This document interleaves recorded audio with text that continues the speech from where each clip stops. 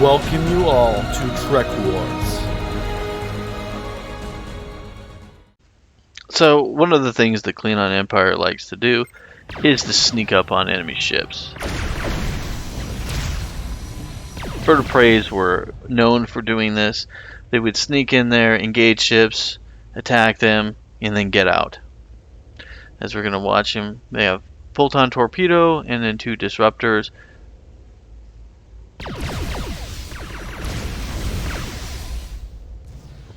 And then when they're done, they'll just cloak.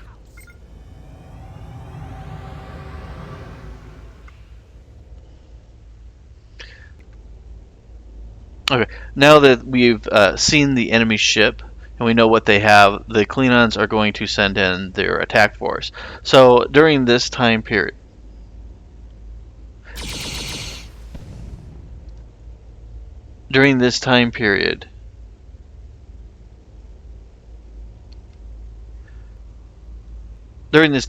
they would have been using the K't'inga. The K't'inga is a moderately strong ship. It has a forward-facing torpedo launcher, as well as a rear-facing torpedo launcher. It has 6 disruptors. Its torpedo is capable of launching 3 torpedoes at once, which during this time period would have been very powerful.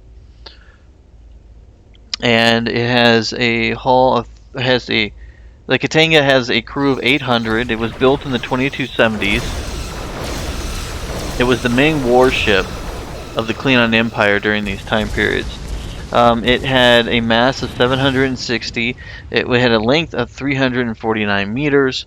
So this is the ship that the Klingon Empire was relying on to attack enemy targets from long range. It was also a ship that was known for engaging in deep space. It had good firepower. It was pretty strong, and it was able to put up a match to most enemy ships. It was an overall good ship. It was the D7 was a prequel to this vessel, and as you can see, it could fire from the front and the back.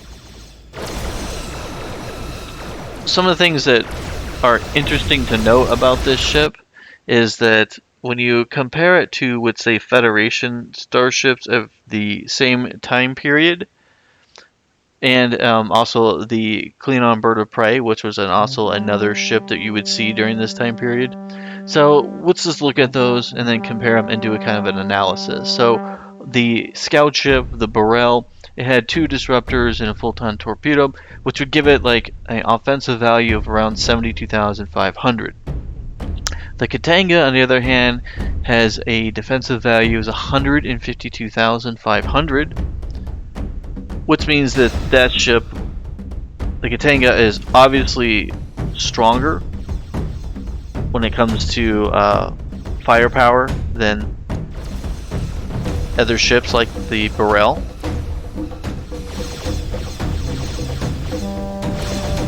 Another thing to note is its shields. Its shields are around 325. I believe it would have been around the same as the Bird of Prey, which would be around 325. And as far as its hull goes, so the Klingon Bird of Prey's hull is 195. So with the shields and the hull together, it gives it a defensive value of 520,000. The K't'inga, on the other hand, has a defensive value of 865, which is isn't double, but it's significantly better than the Bird of Prey. But its hull is 540, so that tells us something about the K't'inga. That means the K't'inga was built based on its mass and also on its mass to hull ratio is pretty good.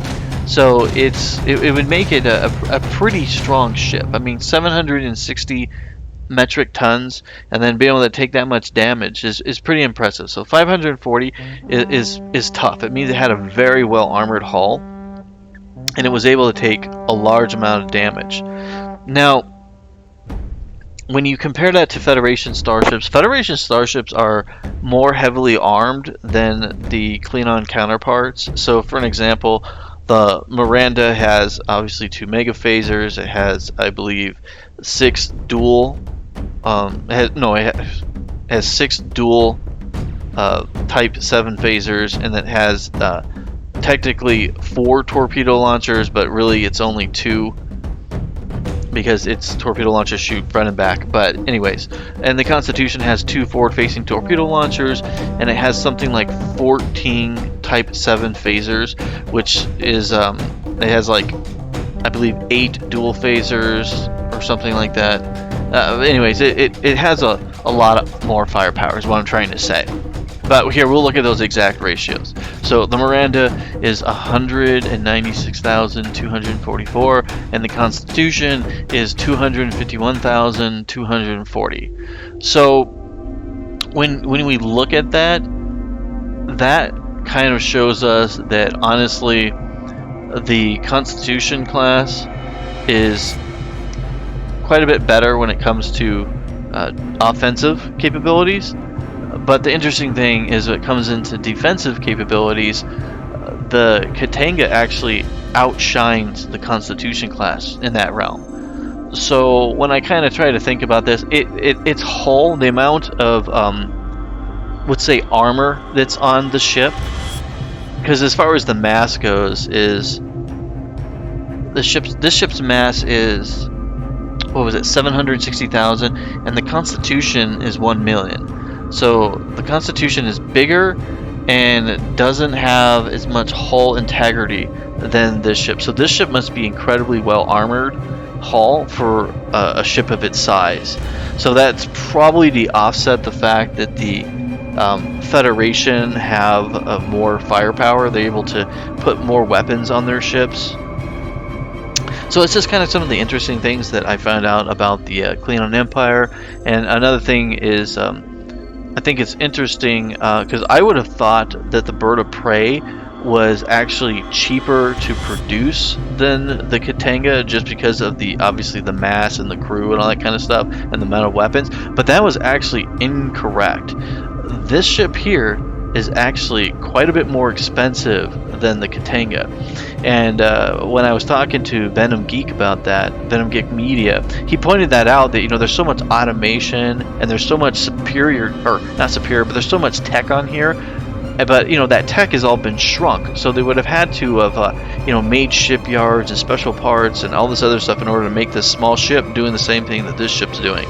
And so that's a pretty interesting way to look at it, and it actually is correct. And I'm glad he pointed that out, because it kind of makes some more sense to me now why they didn't just build a bunch of birds of prey during that time, is because it was more expensive, it's less efficient, and this ship can carry some 800 people, which is 800 troops, and this guy can carry 36 at max. Now, if you don't have crew and that's your issue, then you can build this more expensive ship, and then you only have 12 versus 800. So when this ship is destroyed, you're losing 800 people and you're losing 12 in this one. But that's just kind of an interesting thing to think about. And then another thing I want to talk about is the fleet composition of what you would see during this time period.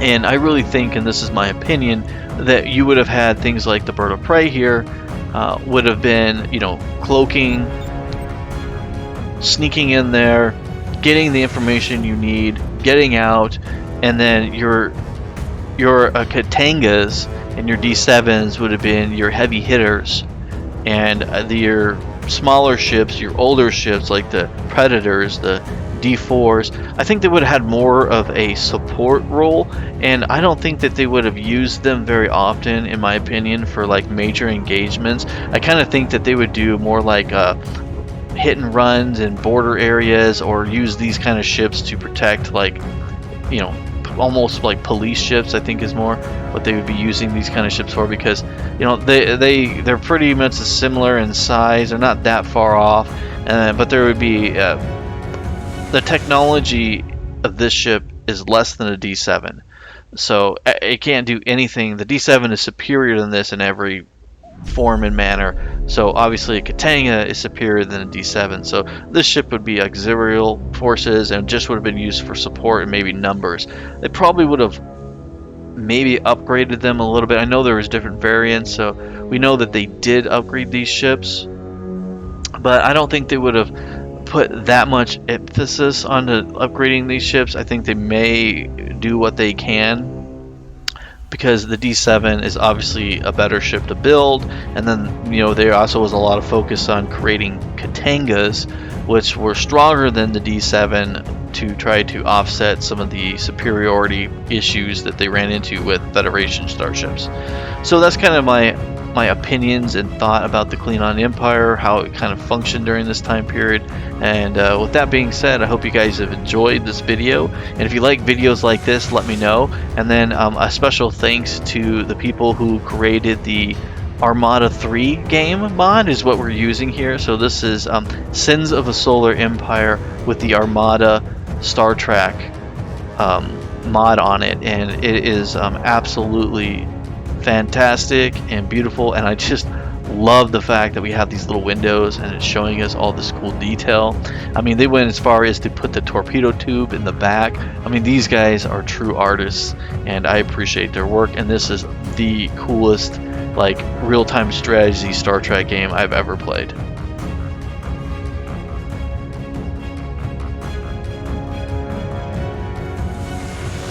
If you like this content, please subscribe and tell your friends. If you're a fan of Star Trek, make a comment. It makes a difference. With that being said, thank you all for watching Trek Wars.